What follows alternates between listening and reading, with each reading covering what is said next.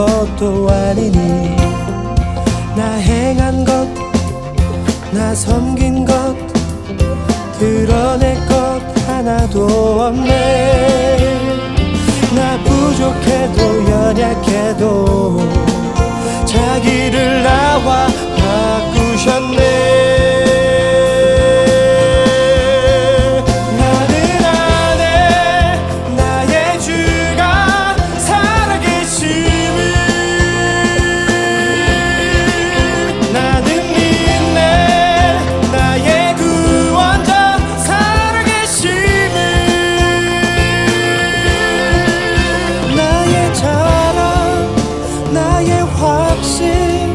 나의 삶 그 유일한 소망 나의 주 그리스도.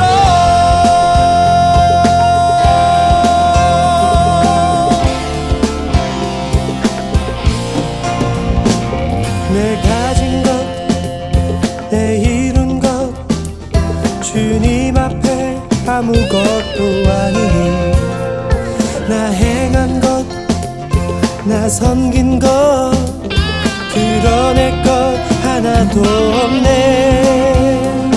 나 부족해도 연약해도 자기를 나와 바꾸셨네.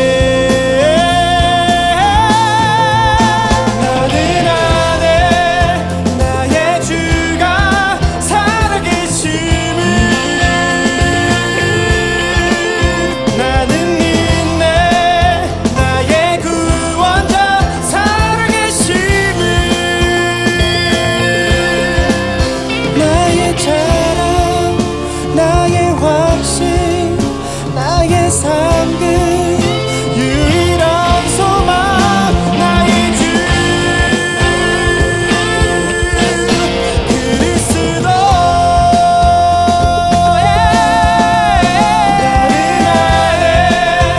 나의 주가 살아계심을 나는 믿네. 나의 구원자 살아계심을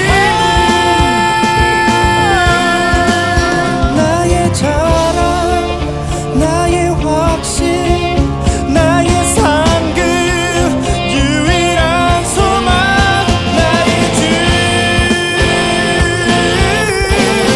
그리스도.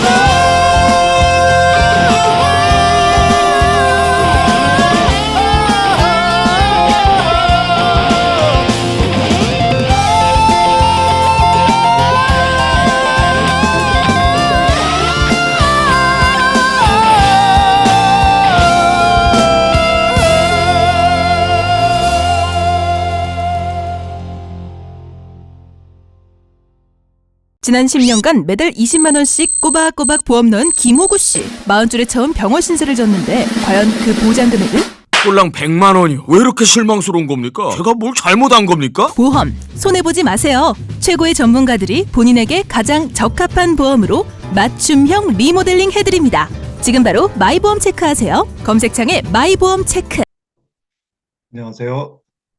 토지 플러스 자유연구소 소장 남기업입니다. 희년함께서 좀 명칭이 그런데 지도위원이라고 하는 직함을 가지고 활동하고 있습니다. 오늘 제가 여러분과 나눌 이야기는 왜 희년의 복음이 희망인가, 이런 주제입니다. 희년이라고 하면은 레위 25장에 나오는 그 희년이라는 이제 그 글자가 그때 처음 등장하죠. 그래서 희년은 50년마다 한 번씩 돌아오는 해다. 땅을 원래의 소유주에게로 돌려준다. 그런데 구약 시대에 한 번도 지켜지지 않았고, 또 신약 시대에도 지켜졌다고 보기가 어렵다. 중요한 주제지만 실현 불가능하다. 이런 생각이 교회 바닥에 굉장히 강하게 자리하고 있습니다. 제가 연구하고 있는 토지 부동산의 문제도 사실 희년이라고 하는 사상의 기반에 있는데요. 근데 방금 말씀드린 것처럼 희년은 그렇게 취급되어야 될 것이 아니고 저는 오늘 희년을 모르면 복음도 모른다. 이렇게 감히 말씀드리고 싶습니다. 제가 기독인이 된 지 한 88년부터 제가 아, 그리스도인으로서 신앙인으로서 살았는데 한 5년 전부터 그러니까 한 36년이 됐죠. 기독인이 된 지. 그러나 한 5, 6년 전부터 어떤 계기를 통해서 신앙 생활을 열심히 하게 됐고 또 성경 공부를 열심히 하게 됐는데 그걸 통해서 음, 어떤 데는 굉장히 흥분도 하고 또 새롭게 알아가는 것이 있어서 사람들과 나누고 싶기도 하고 그래서 제 아, 신앙을 가지고 있지 않는 제 그 친구들에게도 제가 깨달은 걸 많이 나누고 그랬습니다. 오늘 그것을 중심으로 어, 좀 여러분들께 왜 희년의 복음이 희망인지 그것을 나눠보고 싶습니다. 자, 제가 대학교 4학년 때 이런 질문이 찾아왔어요. 아무것도 생각나지 않는데 대체 무엇을 어떻게 구하란 말인가? 이게 무슨 말이냐면, 어, 1학년 때 제가 88년도에 예수님을 믿고, 뭐 여러 전도도 열심히 하고, 또 제자화 이런 것을 열심히 했는데, 그러다가 제가 하나님의 나라를 최우선으로 구하라 라고 하는 마태복음 6장 33절의 말씀을 큰 감명을 받았습니다. 어, 네, 하나님의 나라를 이 땅에 구하는 것이 내가 해야 할 일이구나. 그런 아주 중요한 생각을 제가 하게 됐는데, 근데 대학 4학년 때, 쯤 되니까 하나님의 나라가 무엇인지, 하나님의 나라를 어떻게 구하는지, 하나님의 나라를 구하라고 한다면, 하나님의 나라가 무엇인지 머릿속에 떠올라야 되잖아요. 하나님의 나라가 무엇인지 여러분 머릿속에 떠오릅니까? 떠오르지 않죠. 그래서 대체 무엇을 구할까? 그냥 뭐 정직하고 성실하게 살으라고 하는 건가? 아니면 사형리를 열심히 읽어줘야 되나? 별의별 생각이 다 들었지만 뾰족한 답을 구할 수가 없었습니다. 그러다가 아, 한 7, 8년 후에 희년이라고 하는 것을 새롭게 알면서 그리고 최근에 그것을 새롭게 정리하면서 하나님의 나라가 무엇인지를 더 확실히 알게 되었습니다. 오늘 하나님의 나라가 무엇이냐고 저에게 물으면 바로 희년이다. 희년이 하나님의 나라의 모형이다. 희년을 이해하게 되면 우리가 이 땅에서 구해야 할 하나님의 나라가 무엇인지 알게 되고 그것을 어떻게 구하는지 그 방법도 알게 된다. 그렇게 말씀드리고 싶습니다. 무슨 근거로 그런 얘기를 할 수 있느냐? 자, 어, 누가복음 또 사도행전 이걸 줄여서 누가행전이라고 부르죠. 누가복음과 사도행전은 누가라고 하는 이방인이 있었습니다.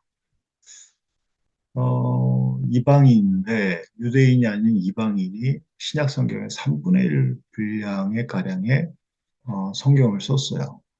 근데 성경을 쓴다라고 하는 거는 우리가 하나님께서 그냥 불러주는 대로 그냥 성경을 기록하는 게 아니라 다 그때 누가든 마태든 바울이든 하나님의 영감에 의해서 하나님과 마음이 하나가 된 상태에서 그 마음으로 성경을 써내려가기 때문에 기록자의 의도가 다 있습니다.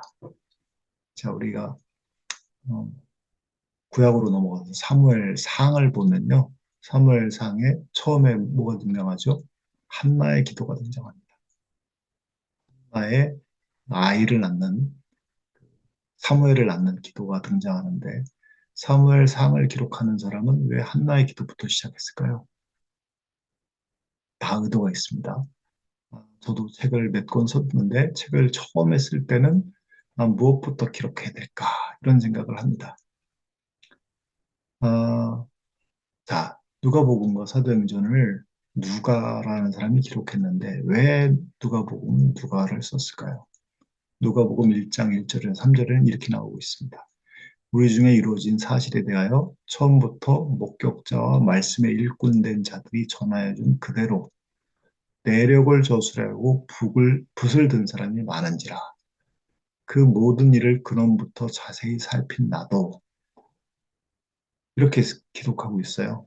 그러니까 누가가 누가복음을 쓸 때 이미 예수님에 관해서 기록한 마태복음, 마가복음이 제일 먼저 쓰였다고 합니다. 마가복음을 보았겠죠. 또 마태복음을 보았을 겁니다. 근데 이 누가라고 하는 사람이 여러 목격자가 말씀에 일꾼된 자들, 이 사람들이 붓을 들어서 기록했는데 그 일을 자세히 근원부터 자세히 미루어 살핀 이 누가가 누가복음을 기록할 때, 어, 좀, 마가복음과 마태복음은 좀 예수님이 정말 하려고 하는 것을 정확하게 아, 기록하지 않았다, 혹은 좀 부족함이 있다, 혹은 좀 더 분명하게 설명해 줘야 될 것들이 있다라고 생각을 해서 기록했을 겁니다. 근원부터 자세히 살핀 나도라고 했습니다. 근원, 뿌리부터 살폈다는 것이죠. 누가는 전해지는 바로는 이 사람은 이방인이고 안디옥 교회에서 예수를 믿었다고 하는데 이 사람도 지식인이기 때문에 의사인 지식인이기 때문에 정말 참된 종교가 무엇인지 이 사람이 찾았던 것 같아요. 그런데 안디옥 교회에서 기독인들이 살아가는 삶을 보면서 어, 그 자기 재산을 공동으로 내놓고 같이 살아가는 그 공동체를 보면서 어디에도 이런 공동체가 없었지 않습니까? 당시에는 뭐 종교는 많았고 우상을 섬기는 또 로마의 신이 여럿이 있으니까 그 종교를 다 알았을 텐데 이런 종교는 없었던 거죠. 그리스도인 같은 사람을 만난 적이 없었습니다. 그래서 이 사람들이 어떻게 이렇게 재산을 공유하는 삶을 살았을까? 그 놀라운 성적 순결성을 고결함을 유지하면서 이렇게 서로 사랑하면서 살까라고 해보니 사도들의 가르침을 사도들의 가르침을 받아서 그렇게 사는 거거든요. 사도들은 또 누구한테 배웠나? 예수님에게서 배운 것이죠. 그래서 이 예수님에 관해서 자세히 살펴서 근원부터 자세히 살펴서 이 사람이 기록을 시작합니다. 그래서 누가복음 4장에 보면 그 유명한 제가 강조하는 희년의 복음이 이야기 처음 이제 선포되는데요. 어, 누가복음 4장의 18절로 19절에 이렇게 쓰였습니다. 주의 성령이 내게 임하셨으니 이는 가난한 자에게 복음을 전하게 하시려고 내게 기름을 부으시고 나를 보내사 포로된 자에게 자유를 눈먼 자에게 다시 보게 함을 전파하며 눌린 자를 자유롭게 하고 주의 은혜의 해를 전파하게 하려 하심이라 하였더라. 이렇게 했습니다. 누가복음은 예수님의 첫 사역, 공생의 첫 사역으로 희년 선포를 이야기하고 있습니다. 누가복음의 앞에 보면은 마귀에게 시험을 받은 장면이 나오고 곧 이어서 나사렛 회당에서 이 희년 선포를 하는 게 나오는데요. 사실 마태복음이나 마가복음, 다른 복음서에 보면 예수님이 나사렛 회당에서 신년을 선포한 것은 공생의 사역 중반 정도에 나옵니다.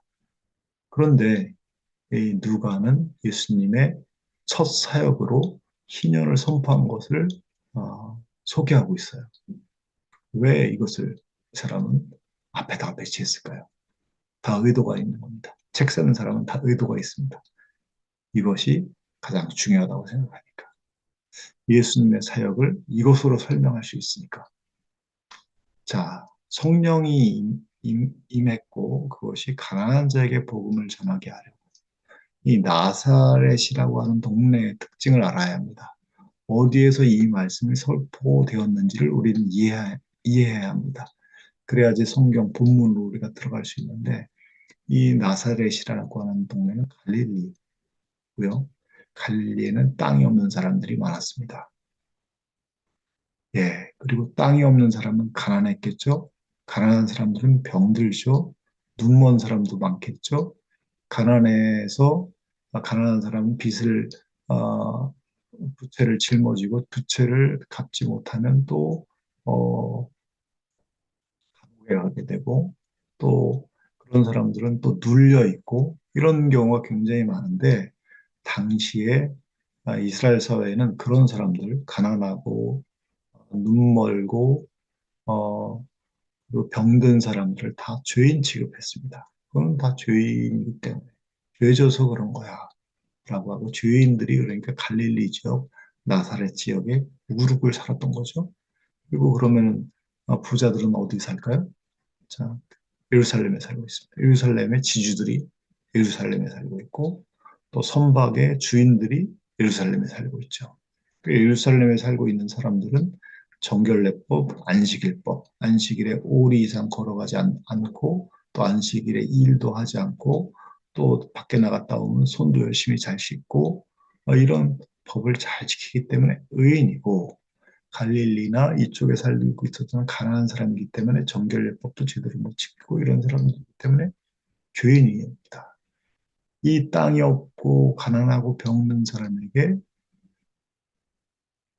복음을 전하게 하시려고 왔다고 얘기했습니다. 이 은혜의 해를 전파하려 왔다. 이게 바로 희년입니다. 희년. 성령이 내게 임하셨으니 얘기했습니다. 사도행전에 성령이 임하죠. 성령이 임하니까 어떤 일이 일어나죠? 자, 우리가 성령이 임하면 우리 머릿속에는 성령이 임하니까 미래를 내다보고 예언을 하거나, 예언이 그런 뜻은 아니지만 우리가 그렇게 착각하는 경우가 많습니다. 뭐 병을 고친다든가 이러지 않고, 성령이 임했더니 각 사람의 필요를 따라 나눠준다. 재산과 소유를 팔아 각 사람의 필요에 따라 나눠준다.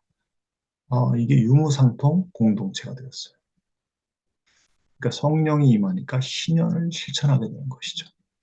그러니까 신년 실천이 교회사에서 한 번도 없었다? 새빨간 거짓말입니다. 이렇게 신년을 실천하잖아요. 물론 문자적으로 실천하지는 않지만, 이면, 신년이 말하고 있는 이 정신, 이것을 그 시대 상황 속에서 사도행전의 사람들, 초기교회 사람들은 내내 이 말씀을 실천합니다. 재산을 공유합니다. 이 재산을 공유하는 것을 어떤 학자들이 그런 것 같아요. 당시엔 예수님이 곧 오실 거라고 생각을 해서 재산 이런 것들 다 팔아가지고 서로 공유했다. 그것을 임박한 종말론이라고 부르는데, 그건 잘 맞는 것 같아요, 현실에. 왜냐하면 이 유무상통 공동체, 재산을 서로 팔아 나눠 쓰는 공동체는 어, 이 박해 시대 내내, 그러니까 일란 칙령 313년에 기독교가 공인된, 국고로 공인된 그때까지 박해시대 내내 이런 유무상통 공동체, 교회에서는 서로 같이 공동 식사를 하고 같이 부채의 문제를 짊어지고 이런 일들이 계속해서 일어났습니다. 그 임박한 종말로는 잘 맞지 않는 것 같아요. 예, 하여튼 신년을 놀랍게 실천합니다. 자, 그러면 여기서 신년이 무엇인지를 좀 이해할 필요가 있습니다. 과연 신년이란 무엇인가? 저는 신년 50년대에서 돌아오는 기쁨의 해뿐만이 아니라 안식일과 안식년, 그 모든 것을 포함했다고 생각합니다. 자, 안식일은 흔히 우리 머릿속에 안식일은 쉬는 날, 7일에 한 번씩 쉬는 날, 이렇게 합니다. 자, 땅이 있고 넉넉하게 사는 사람은 7일에 한 번씩 쉬는 것이 뭐 쉽습니다. 그런데 이 안식일에서 중요한 것은 품팔이들, 종들, 이런 사람을 쉬게 하라는 거예요. 그리고 가축도 쉬게 하라는 겁니다. 노예도 쉬게 하라는 겁니다. 자, 이 희년법, 안식일, 안식년 희년법이 제정된 거, 모세가 이 법을 제정하는데요. 이 제정할 당시는 BC 1500년대, 그러니까 지금으로부터 3500년대입니다. 그때는 노예, 대부분의 사람들이 노예와 같은 삶을 살았고, 노예는 휴식이 없습니다. 그런데 7일에 한 번씩 쉬게 해라. 자, 노예들, 날품팔이들은 사실 무슨 아침에 자기 집에서 아침 먹고 그 주인 집에 출근하는 게 아니라 그 집에 살았어요. 그리고 가족들이 다뭐 부인은 딴 집에서 종으로 살고 자식들도 뭐 애 보는 사람으로 또 어디 가서 살고 그러니까 7일에 한 번씩 가족들이 만나게 되는 것이죠. 안식일은. 그러니까 안식일은 무노동이 아닙니다. 안식일은 날품팔이 종들 가축을 쉬하는 겁니다. 3,500년 전에 이 종들 가축들 날품팔이들의 안위를 걱정하는 종교, 그런 종교가 있었을까요? 없습니다. 야훼 하나님, 여호와 하나님 밖에 없습니다. 이거를 생각하면 성경의 이 율법이 얼마나 은혜로운지 우리가 알게 됩니다. 자, 7년에 한 번씩 안식년이 돌아옵니다. 자, 안식년이 돌아오는데 이 안식년은 우리가 그 현대에서 안식년 하면 목회자들이 7년에 한 번씩 1년 쉬는 거, 혹은 학교에서 큰 연구소에서 7년에 한 번씩 1년 동안 안식년을 가는 거, 대학에서 교수들이 안식년을 가죠. 그러나 안식년은 거기에 있는 게 아니고요. 채무자와 종, 부채에 짓눌려 있는 사람을 부채에서 자유롭게 해라. 그래서 신명기에서는 이것을 면제년이라고 불렀습니다. 면제해줘라. 종의 신분에서 면제해줘라. 겁니다. 노예를 해방해라. 채무자를 부채에서 자유롭게 해라. 채무를 제로로 만들어줘라. 예, 그리고 저절로 나라는 그 해는 쉬는 해였기 때문에 저절로 자라는 모든 수확물을 가난하게 줘라. 그리고 노예를 해방할 때는 빈손으로 보내지 말고 넉넉히 줘서 보내라. 자, 이게 안식일도 놀랍지만 안식일은 더욱더 놀라운 법입니다. 예. 안식일은 분노동의 개념이 아니라 바로 약자들, 경제적 약자들, 자기의 존엄을 잃어버린 사람들, 인간의 존엄을 잃어버린 사람이 자기의 존엄을 되찾을 수 있는, 그리고 가족 공동체를 회복할 수 있는 법입니다. 성경은 가족 공동체 회복을 굉장히 강조합니다. 사실 창세기 1장도 한 가정을 만드는 그 내용으로 채워져 있지 않습니까? 아담과 하와. 이 한 가정을 위해서 하나님께서 천지창조를 하신 내용입니다.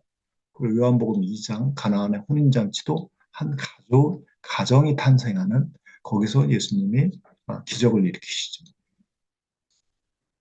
자, 이 안식년도 놀라운데 희년은 더 놀랍습니다. 자, 원래 이스라엘 사람들은 가나안에 들어갔을 때 모든 지파에게, 또 각 지파에는 가족에게 땅과 집을 공평하게 나눠줬습니다.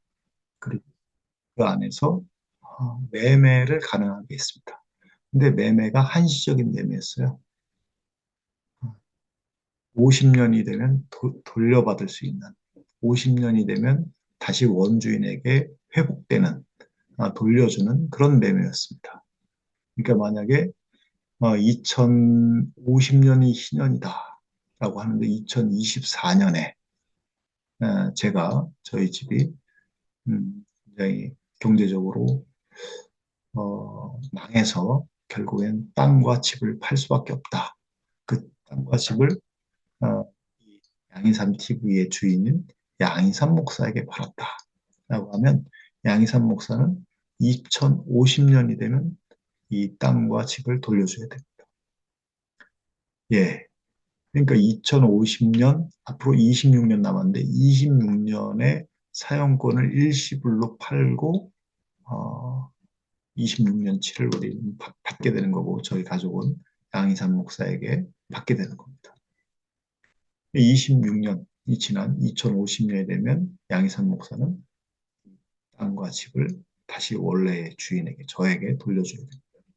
그런데 신년이 되면 50년 동안 기다리는 거예요. 앞으로 20년 동안 기다리는 것이 너무 가혹하잖아요. 그래서 중간중간에 되찾을 수 있는 제도, 무르기 제도를 두었습니다. 가장 가까운 친척이 대신 되찾아올 수 있는 의무가 있었습니다. 되찾아줘야 하는.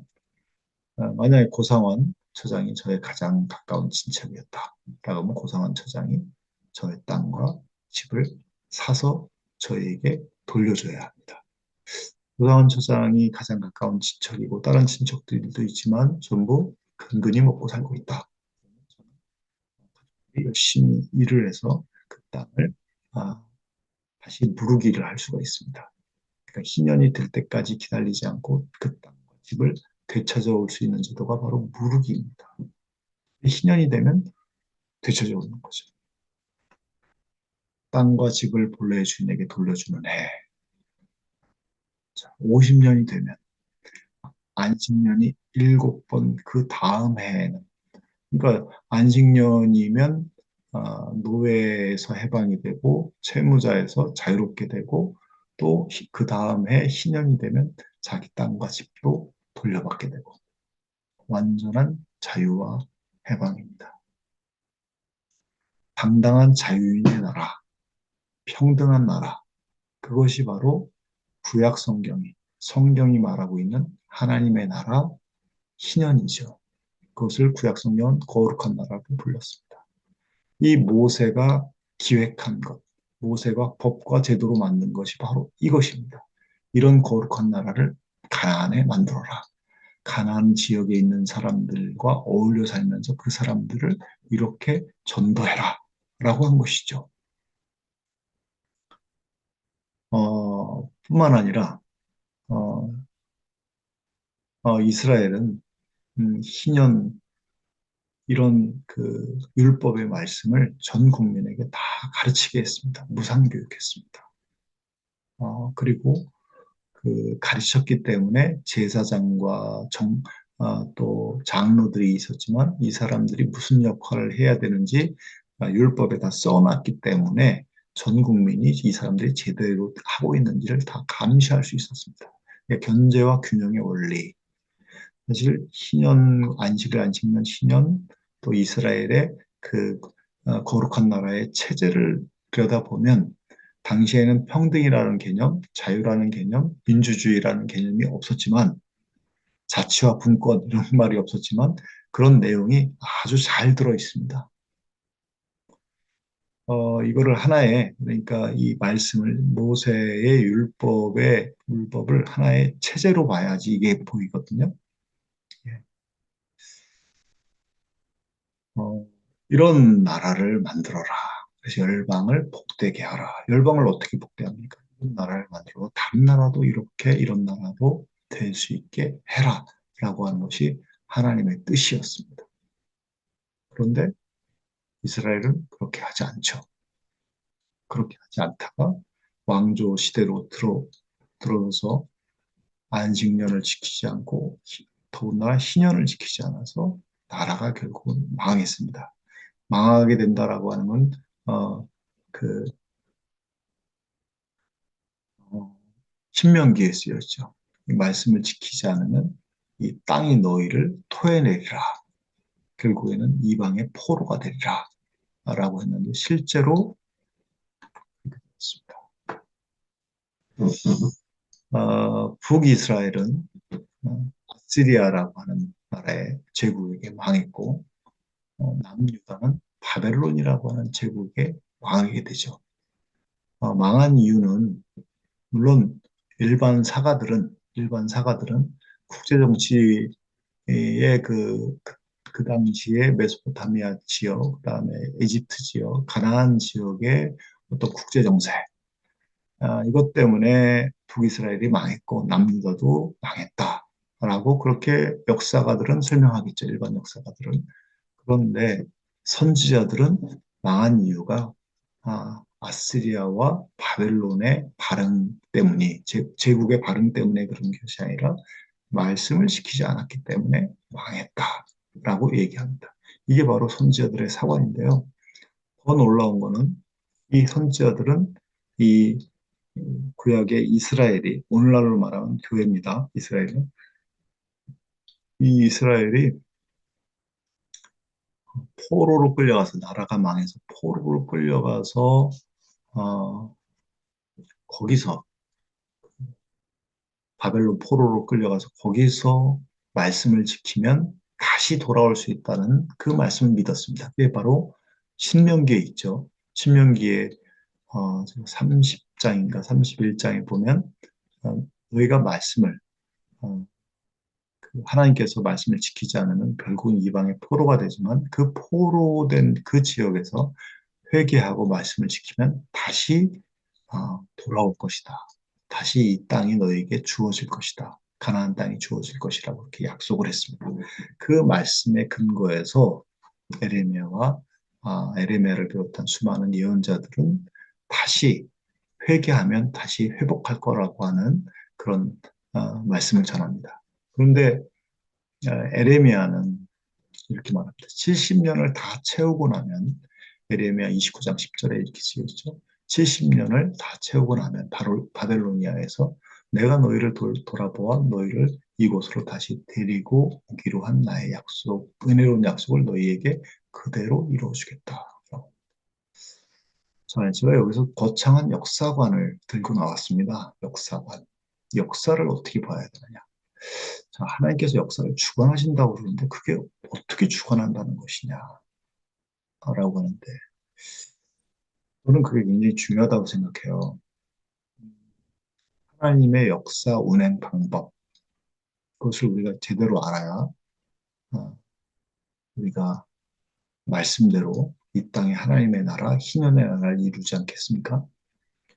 에레미야와 에스겔을 비롯한 예언자들은 하나님의 역사 운행 방법에 대해서 잘 알고 있는 사람입니다. 그런데 이 에레미야의 말씀만 보면은 에레미야의 말씀은 70년이 되면 돌아온다. 그러니까 바벨론 포로로 끌려갔지만 거기서 70년이 되면 자동으로 돌아온다. 결정되어 있는 것처럼 표현되어 있어요. 자, 그리고 에스겔도 그렇습니다. 에스겔은 포로지, 그러니까 바벨론 포로기에서 바벨론에서 활동한 예언자인데요. 에레미야는 바벨론까지 가진 않았지만 에레미야 29장 10절은 그 포로로 끌려간 사람들에게 한 말입니다. 근데 에스겔은 포로지에서 얘기한 거기서 사역한 사람인데 에스겔 37장에는 우리가 마른 뼈 환상이라 해서 굉장히 유명한 장이죠. 자, 여기 파란색으로 쓴 거 한번 보십시오. 그때 여호와께서 내게 말씀하셨다. 너 사람아, 이스라엘 백성이 바로 이 뼈들과 마찬가지다. 그들은 지금 우리에게는 생명력이 다 달라버렸고 희망도 사라져버렸다. 우리에게는 아무런 미래가 없다. 하고 탄식한다. 그렇죠? 자, 포로로 끌려간 사람들은 어떤 생각을 했을까요?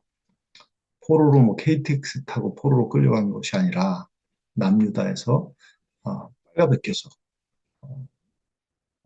밧줄에 묶여가지고 일렬로 3개월이나 되는 그 먼 거리를 걸어서 포로로 끌려갔어요.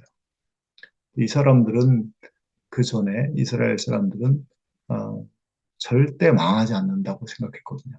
하나님께서 우리를 지켜주신다. 다윗 언약이 있습니다. 다윗 언약이라고 하는 거 보면은 다윗 이후의 왕들이 뭐 조금 잘못하면 내가 야단은 치지만 다윗 왕과는 계속되게 하겠다. 그리고 성전이 있기 때문에 결코 망하지 않을 거다. 그리고 성전에서 엄청나게 제사 지내고 그랬습니다. 성전 중심의 신앙, 제사 중심의 신앙, 또 왕조 중심의 신앙, 이런 생활을 열심히 하다 망한 거거든요. 그러니까 결코 망할 수 없는 나라가 망한 겁니다.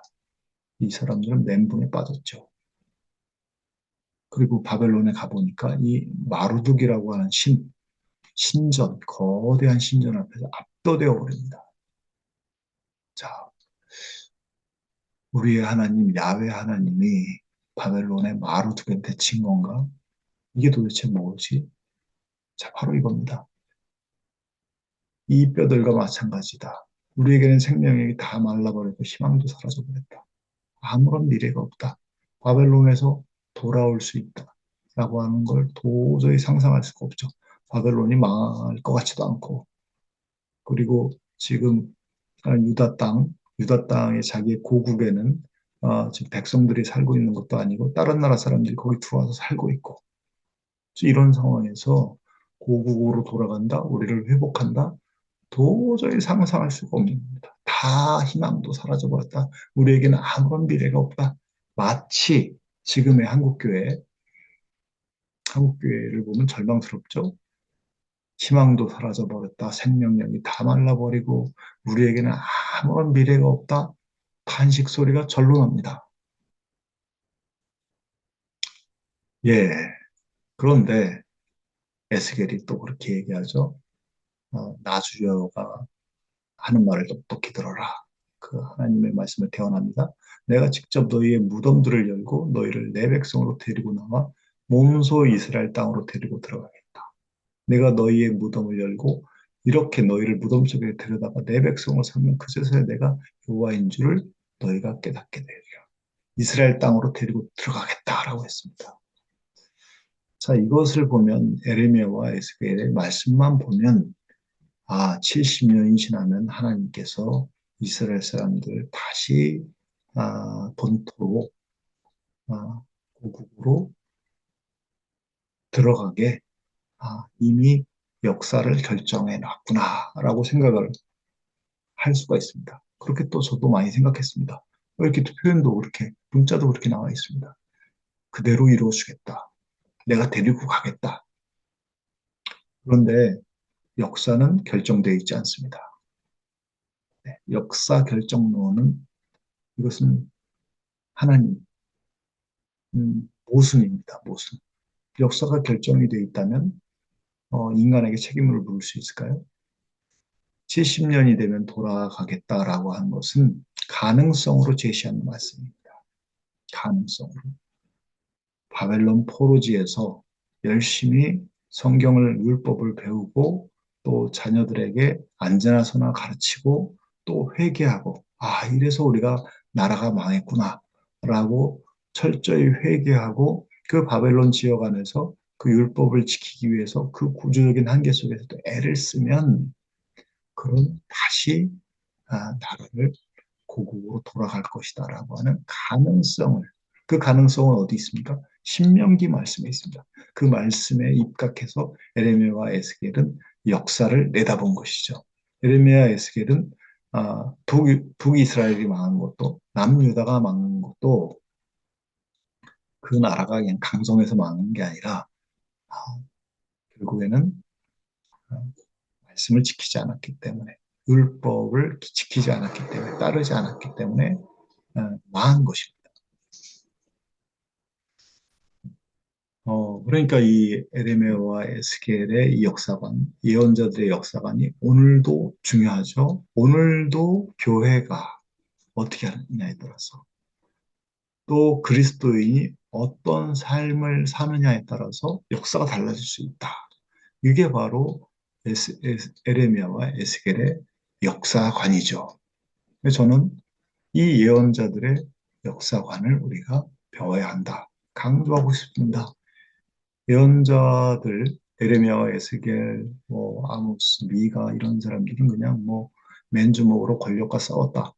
불의한 권력과 싸웠다. 이런 면만 있는 게 아니라 철저히 신명기의 말씀에 입각해서 예언을 하고 대언을 하고 바로 회복의 말씀도 그 회복의 말씀도 가능성으로 던진 것이 분명히 말씀이 이렇게 기록되어 있으니 거기서 회개하면 회복될 것이다.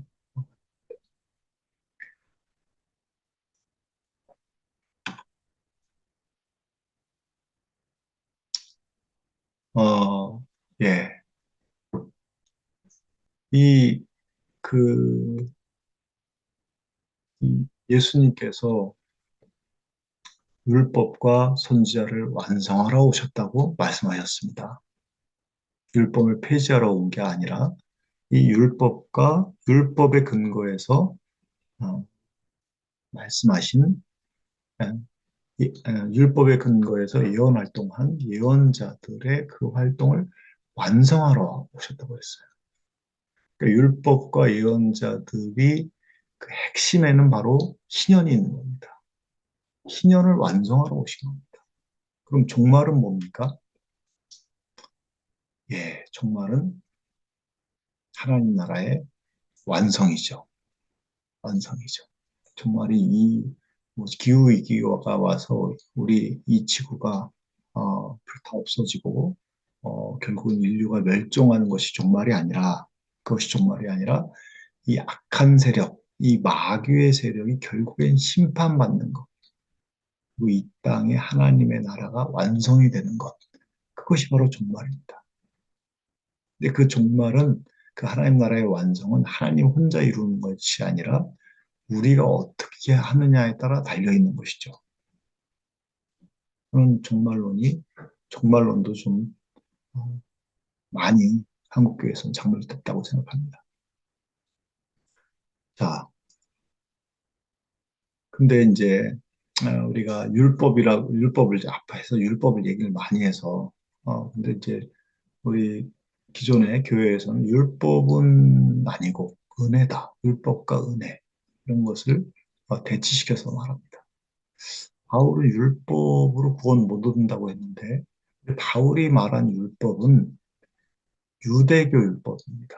안식일에 안식일을 뭐 5리 이상 걸어가지 못하게 하는 것. 안식일에 바늘도 꽂고 다니지 않았다고 해요.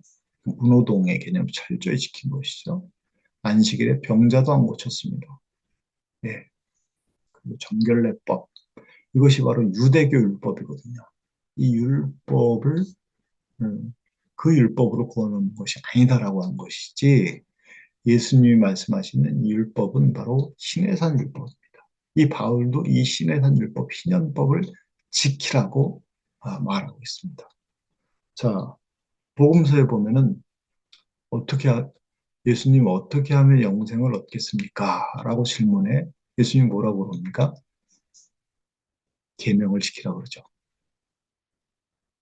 어떻게 하면 영생을 얻겠습니까? 어떻게 하면 구원을 얻을 수 있습니까? 이렇게 하는 질문에 예수님이 아니, 좀 가만히 있어봐. 내가 조금 있다가 십자가에 매달릴 건데, 그때 너가 십자가를 믿고, 이 죄가 십자가에, 아, 내가 죽은 것을 너의 죄 때문에 죽은 거니까, 그때 믿고, 그러면 그때 구원을 얻을 수 있어. 이렇게 말하지 않았습니다. 계명을 지켜라. 예. 그렇게 말씀하고 있죠. 그러니까 이 바울의 구원관과 예수님의 구원관이 다른 게 아닙니다. 발음은 이상한 거죠. 발음은 성경이 하나님의 영감으로 기록됐다라는 게 안 맞죠. 같은 영감으로 기록됐는데 바울 서신과 어떻게 복음서의 구원이 다를 수 있겠습니까?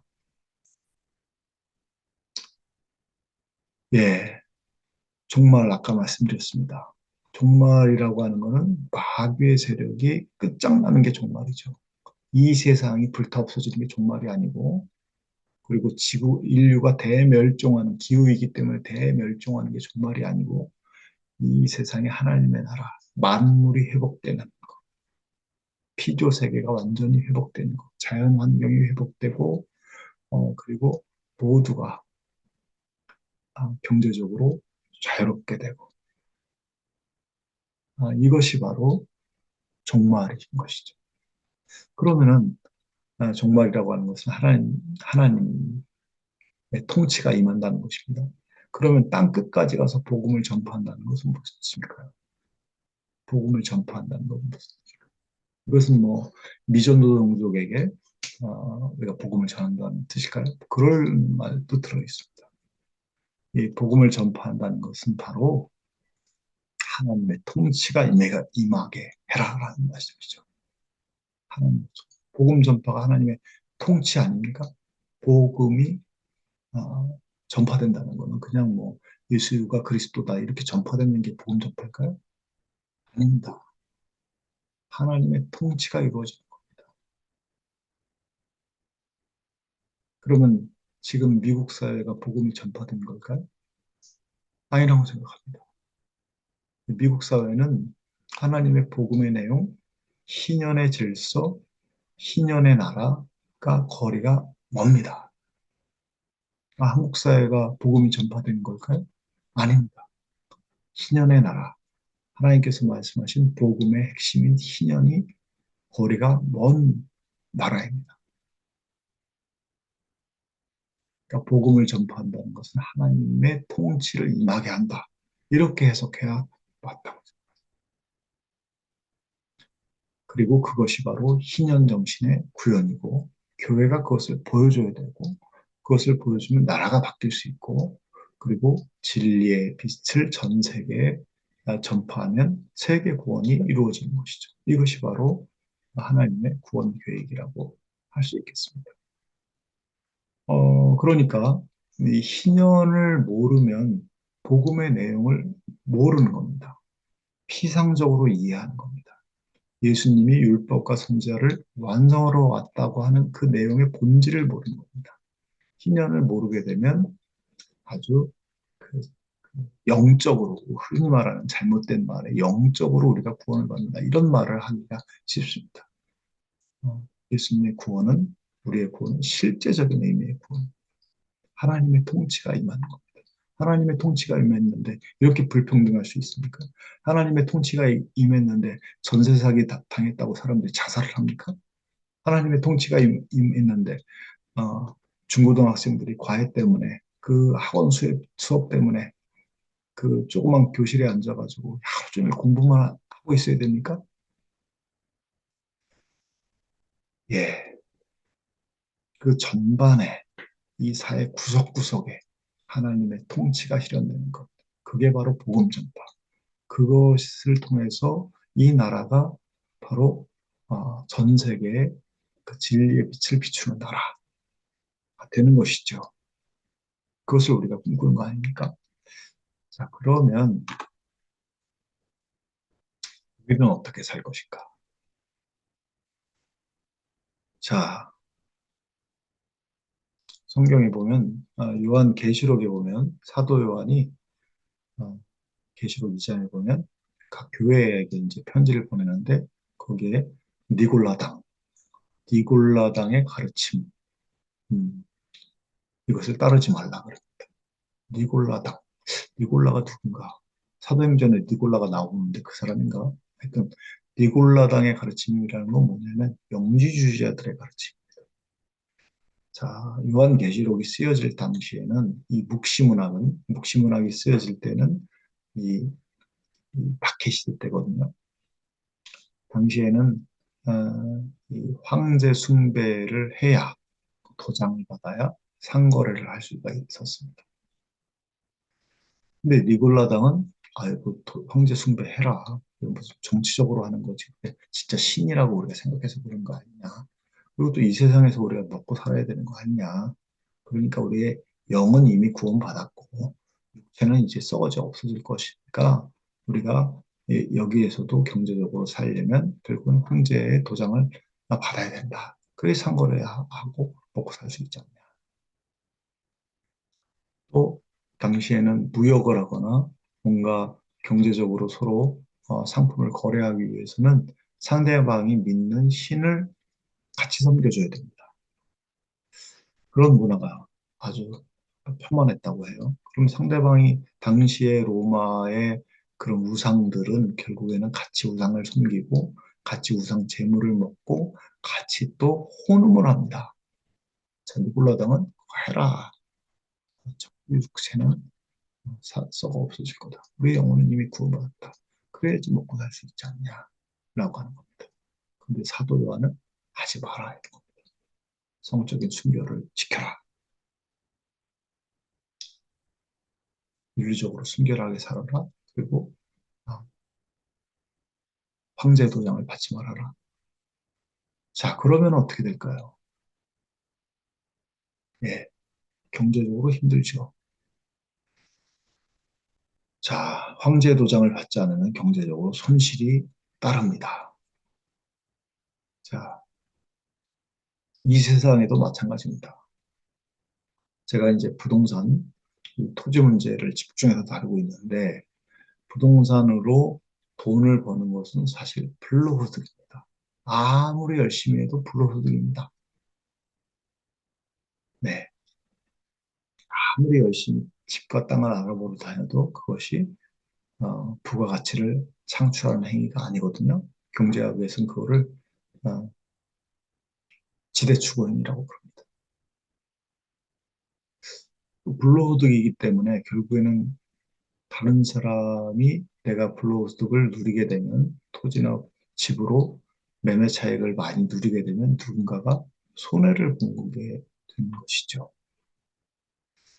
그러니까 집과 부동산으로 돈을 많이 벌겠다는 것은 다른 사람을 그만큼 고통스럽게 하겠다는 것이에요.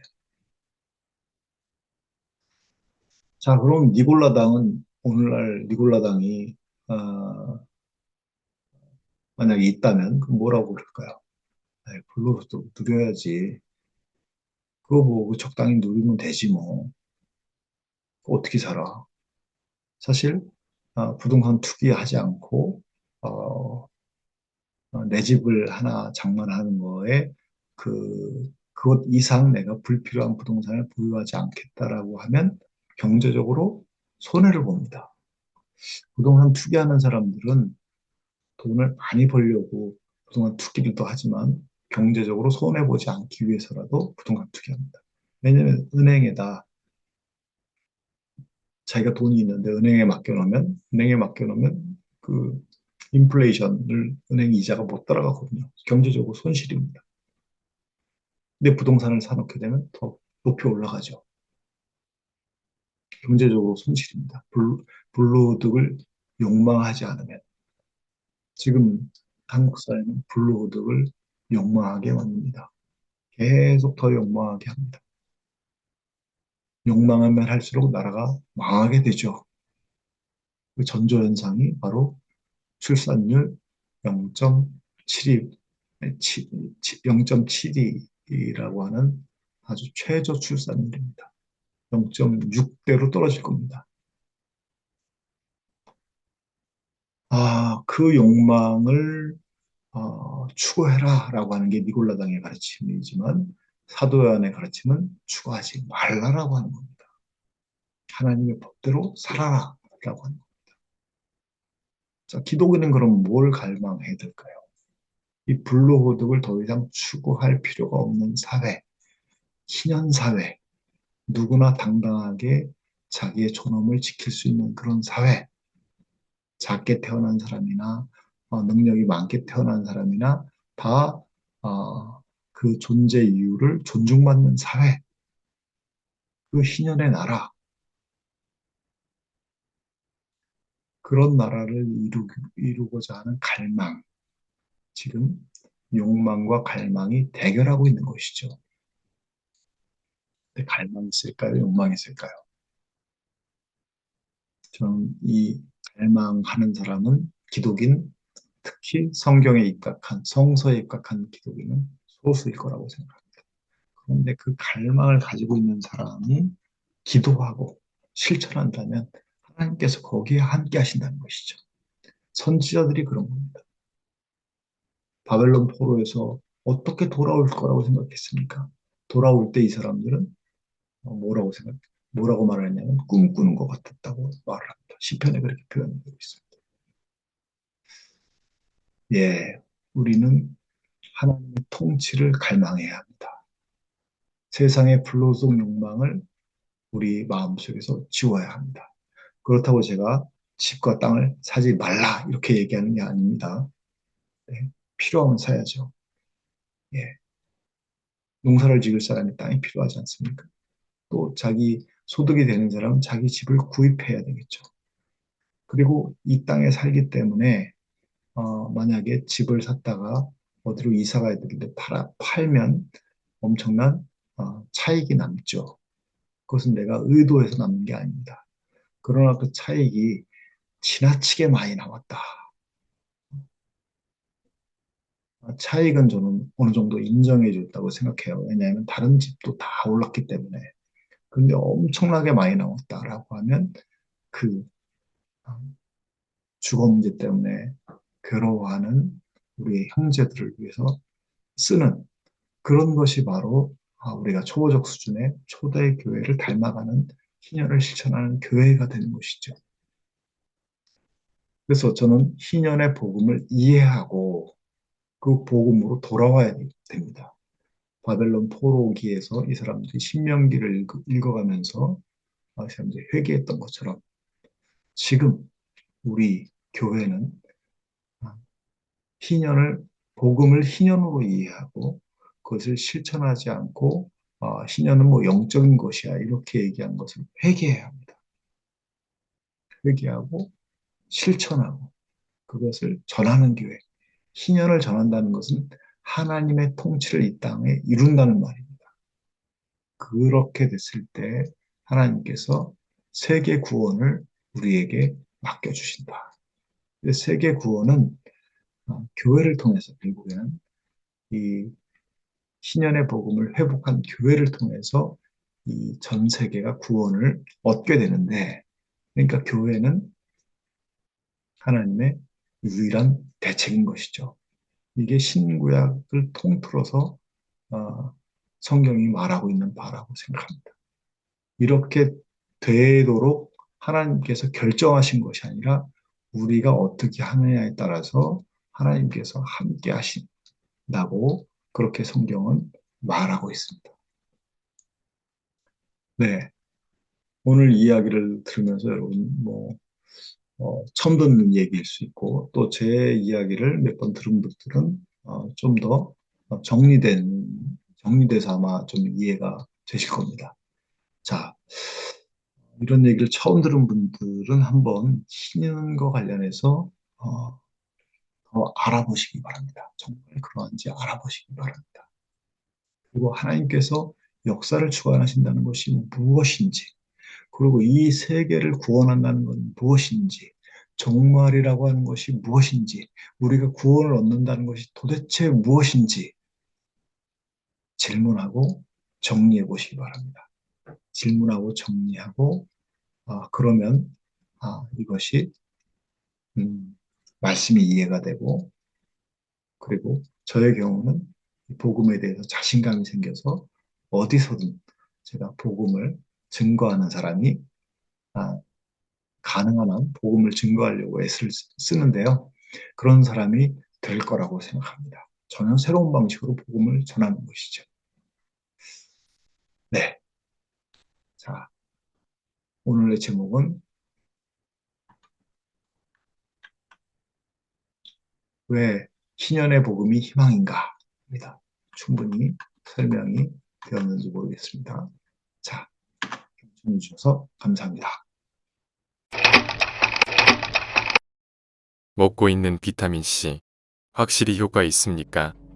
우리가 가장 많이 찾게 되는 건강기능식품 비타민, 그 중에서도 단연 비타민C. 색깔도 다양하고 맛도 새콤하여 마치 오렌지 같은 천연 과일을 먹는 듯한 느낌이며 무엇보다 실제로 건강에 도움이 되는 것 같은 느낌입니다.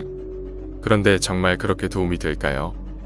유전자 변형 옥수수의 녹말과 당을 발효 후 아세톤을 섞거나 항공유, 휘발유 정제 후 남은 찌꺼기 콜타르에서 추출하여 만들어진 결과물이 바로 아스코르브산.